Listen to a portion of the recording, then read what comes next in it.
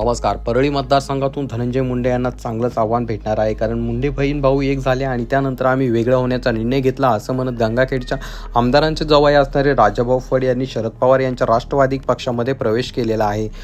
राजाभाऊ फड यांनी राष्ट्रवादीमध्ये प्रवेश केल्यानंतर पंकजा मुंडे यांना चांगलाच मोठा धक्का बसलेला आहे, कारण पंकजा मुंडे यांच्या अत्यंत जवळचे विश्वासू त्यांना मानलं जात होतं. परंतु बोलत असताना ते म्हणाले की जेव्हा धनंजय मुंडे व पंकजा मुंडे वेगळे होते तेव्हा मी त्यांच्यासोबत होतो, कारण माझी लढाई ही जी आहे धनंजय मुंडे यांच्यासोबत होती, त्यामुळे मी पंकजाताई यांच्यासोबत नेहमीच उभा राहिलो. परंतु ते एकत्र आले आणि आता मी वेगळं होण्याचा निर्णय घेतला. त्यांच्या या वक्तव्यामुळे धनंजय मुंडे यांना देखील चांगलाच धक्का बसलेला आहे आणि त्यांची देखील चांगलीच डोकेदुखी वागणार आहे. कारण मित्रांनो, फड यांचं त्यांच्या मतदारसंघात परळी मतदारसंघात चांगलंच वर्चस्व आहे, चांगलेच कॉन्टॅक्ट आहेत असं बोललं जातं. त्यामुळे धनंजय मुंडे यांना तगडं आव्हान त्या ठिकाणावरनं भेटू शकतं.